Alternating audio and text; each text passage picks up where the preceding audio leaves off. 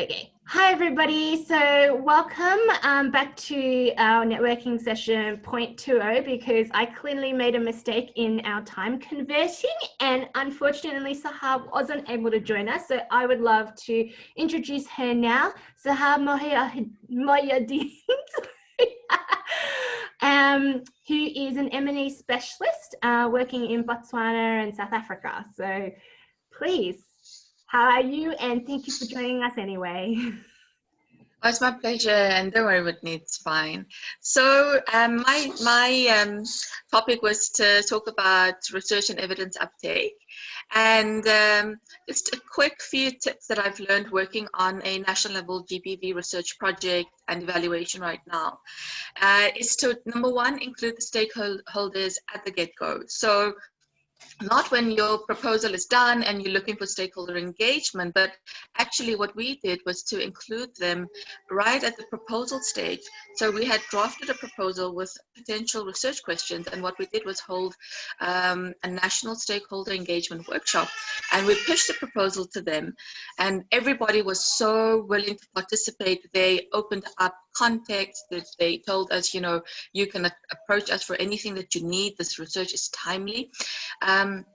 And having this stakeholder session actually solidified our case when we took the proposal to be approved by the ministry. Because GBV is in a crisis at the moment and very little has been done, the entire research process just became so much smoother having stakeholders support you at the beginning.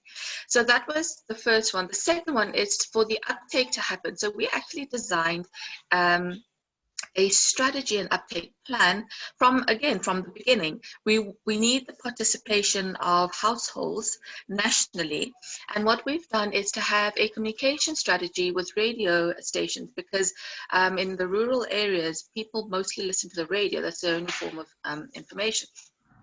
So we've developed a partnership with 2 radio stations that work nationally, and they will be presenting the research and sort of generating hype and interest at the household level to participate in it, especially because it's such a big issue at the moment. And in terms of evidence, we looked at 3 key indicators for our research project on how we want to measure impact of uptake. And the first one would be to look at the number of recommendations that were going to be included in the next drafting of the national GBV strategy. The other 2 indicators looked at the number of recommendations that the NGOs did in terms of their projects and programming in relation to GBV. So I think in a nutshell, that's just how we have thought about using participation and generating interest and support across the board, from the national level, high policy makers, right down to the household level. So thank you. Thank you for that. That is actually sounds really amazing. I had a couple of questions. So just to clarify to any of our listeners who don't know what GBV is, that is gender-based violence. So you're doing a gender-based violence study nationally in Botswana, is that right? Yes. So we've selected 4 districts, 12 sample sites for the moment, and it is both a research in its own right, but it's also a realist evaluation using qualitative impact assessment protocol as the data collection strategy at household level, because we really want to understand the change and the drivers of change for the survivors of GBV and how they uptake gender-based violence services and support structures, both from the prevention side and from the response side. Yeah, and it really ties in with a review, right? Because I think you were trying to measure as well what works, what doesn't work, and how to inform, you know, the next steps.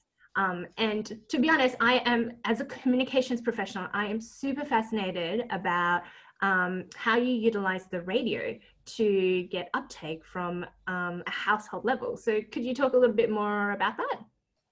Yes. So because unfortunately we don't have a national database that records GBV cases, and that's centralized at one place. What we then realize is that we need the communities to identify households. We need the communities themselves to come in and fill out the community-based surveys and to participate in the community mapping workshops that we're going to host. So we thought that even before we get into the field, because it's not much time to go in the field, start running around to look for volunteers. So what we thought was that we would get the radio involved, especially to find influencers in the radio space that would be willing to talk about GBV, and hopefully at a later stage also get onto television and speak about this research, so that when we come to their communities, they're already prepared that, you know, this week we've heard that these people are going to come and we're going to talk about GBV. So we want that participation, because what we really need for is that this research is not just a top-down approach. It's about the community also taking ownership of these issues that are happening within their communities. And I think having this frank and open discussion, not just about GBV as a crisis, but we're also participating in trying to shape the strategy, the eventual strategy that will then hopefully tackle GBV from a systemic perspective. Yeah. Oh, that is amazing. And especially now, I think, you know, when COVID is really showing us, you know, the technological divide and the internet divide, and using things kind of both innovative and a little bit more, you know, old school, like the radio, to get participants on board, to also inform them of what's going on and get them interested is, yeah, that is great. I love that. And so do you think that, you know, part of the radio and part of that communications and uptake you'll be using the same sort of techniques to inform them about what next, or, you know, these findings, feeding that back to the community? Yes. So once we have so the final draft report is going to be presented to all the stakeholders. So we envisage both the government, NGO, and community leaders to participate at that workshop. So it'll be a very big dissemination workshop to get everybody's feedback, comments, which we'll incorporate into the final report, which we will submit to all our partners, our donors, government. Now, one of the key strategies that I used was to involve a well-known and influential person within the political space and the research. So this person sits in the national GBV working groups, and she has access to an entire network of high-level politicians.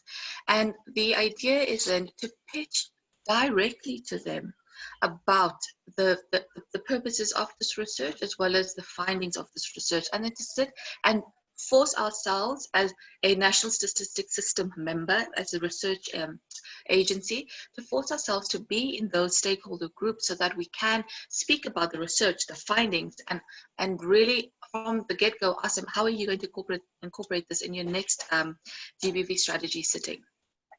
So that was the one, I think, aspect, was to really have somebody that is both passionate about the work, but also very well connected within the political space. So that was a very strategic move that we did on our side, because this is such a touchy topic. And because GBV right now in Botswana is actually a level of a crisis right now. We had to find a very, opportune moment in which we could pitch this. Before this moment, having this research approved would have taken months. So this research was approved, I think, within 4 weeks, which is like pretty amazing. But it was also having this person, connect with the right people. So that was the one strategy. In terms of old school radio and getting out, we want to go back to the communities to have a data dissemination workshop about what the results were. And I just do think that if they're more involved, because so Botswana is very sparsely populated and very rural, some parts incredibly rural, so information doesn't get there. So we want to go back to our communities and have a community sitting with the Kosi, who is a tribal leader, and to tell them that this is what we found, and these were your voices that informed this project. Now, what do you as a community think that you would like to do to tackle GBV? Now, these are the questions that come up in the community mapping workshop anyway, but now, so that was just sort of like a sensitization. Yes, we agree and we understand there's an issue, but when we come back again, when the study is done, ask them, so what did you do? We came here a few months ago, what did you do differently?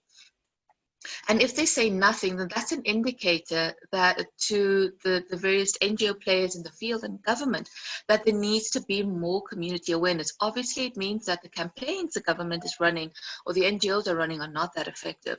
And so we need to think differently and out of the box about how do we get communities to act as agents that don't sanction gender-based violence within the community.